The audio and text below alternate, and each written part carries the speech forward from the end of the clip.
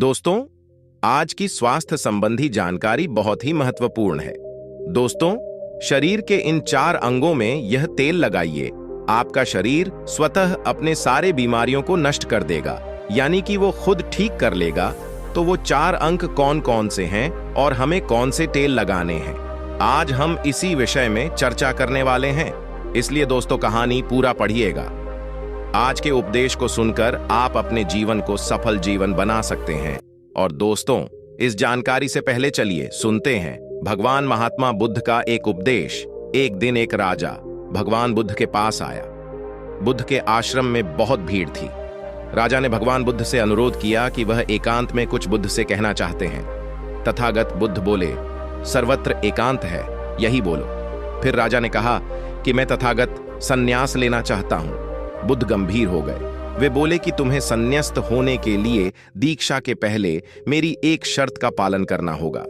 राजा ने स्पष्ट किया कि जब दीक्षा लेनी ही है और संन्यास्त होना ही है तो मुझे आपका सभी शर्तें मंजूर है। और फिर तथागत बुद्ध ने आदेश दिया और कहा, अपने कपड़े उतारो, अपने जूते उतारो और नग्न हो जाओ, और इसी नग्न अवस्था में अपने राज के राजमार्गों पर स्वयं को जूते मारते हुए चक्कर लगाकर आओ। राजा असमंजस में पड़ गया। तथागत बुद्ध ये क्या कह रहे हैं? मैं एक राजा हूं, इस तरह से मैं नग्न होऊंगा और नग्न होकर अपनी ही सड़कों पर कैसे खुद को जूते मारते हुए चक्कर लगाऊं? लेकिन फिर भी राजा को संन्यास्त होना था, तो उन्होंने भगवान बुद्ध की शर्तें मान ली और वे वैसा ही करने के लिए निकल पड़ा। राजा ने वैसा ही किया। वह नग्न होकर स्वयं को जूते मारते हुए राज्य की सड़कों पर दौड़ने लगा।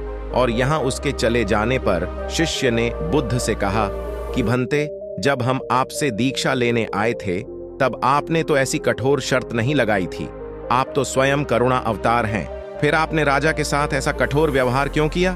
तब भगवान बुद्ध बोले, जब तुम लोग संन्यास लेने आए थे तब तुम्हारे अहंकार बहुत बड़े नहीं थे, इसीलिए तुम लोगों से घर घर भिक्षाटन करवा के ही काम बन गया। ये तो एक बड़े राजा है, इसका अहंकार भी बहुत बड़ा है, इसलिए जितना बड़ा रोग उतनी बड़ी दवाई, इसलिए महारोग की दवाई भी अधिक शक्तिशाली होती है। किसी कारणवश मैंने इनका परीक्षा भी इतना कठिन किया है। राजा जब इस दशा में अपनी ही प्रजा के सामने से गुजरेगा तो उसका अहंकार चूर चूर हो चुका होगा।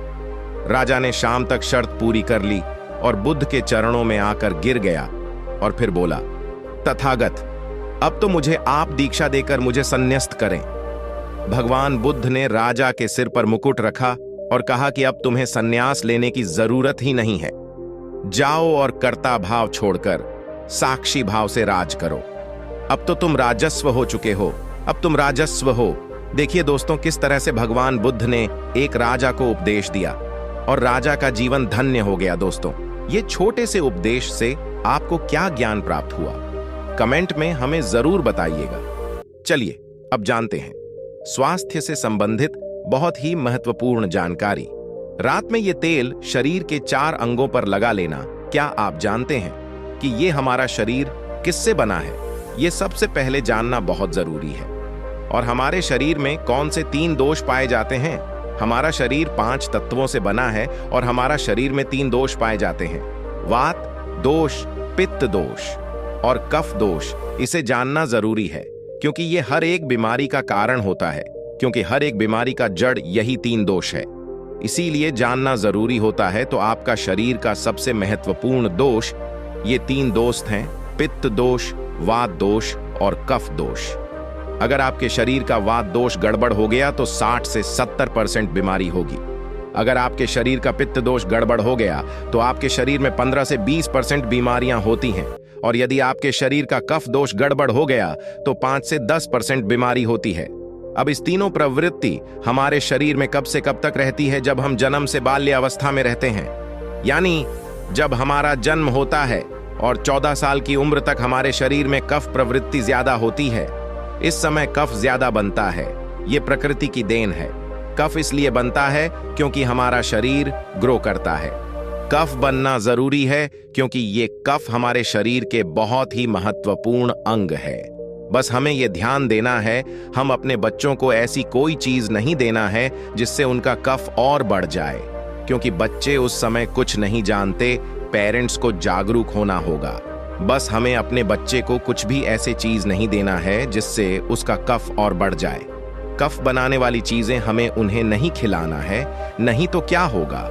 कफ से संबंधित जो 5 से 10% बीमारी है, जैसे टीवी, दमा, अस्थमा, इस्नोफिलिया, ये सारी बीमारियां इसकी वजह से होती है। ये हर पेरेंट्स को ध्यान देना होगा। उसके बाद हम आते हैं बाल्य अवस्था से युवा अवस्था में। युवा अवस्था की आयु कितनी होती है? जब हम 15 साल से 60 साल के बीच में होते हैं, इस समय हमारा शरीर युवा अवस्था में होता है। इस समय हमारे शरीर में पित्त प्रवृत्ति सबसे ज्यादा होता है, सबसे ज्यादा पित्त बनता है। इसलिए हमें यह ध्यान देना होगा कि हम ऐसी कोई भी चीज ना खाएं जिससे हमारा पित्त दोष बढ़ जाए। अगर हमारे शरीर में पित्त दोष बढ़ जाएगा तो हमारे शरीर में 15 से 20% बीमारियां होती हैं। इसके बाद हमारा आता है वृद्धावस्था। 60 साल की उम्र हमारा वृद्धावस्था होता है। इस समय हमारे शरीर में वात दोष बढ़ता है और वात दोष से संबंधित 60 से 70% बीमारियां हमारे शरीर में होती है। तो आपको ऐसी कोई चीज नहीं खाना है जिससे वात दोष बढ़े। तो दोस्तों, ये आप समझ गए कि आपके शरीर में 3 दोष का क्या रोल है। इसलिए इन 3 दोषों से संबंधित जो भी जानकारी जहां से भी उपलब्ध हो, एकत्र करें। दोस्तों, जो इस भाग की महत्वपूर्ण जानकारी है उसको हम भाग 2 में लेकर आएंगे।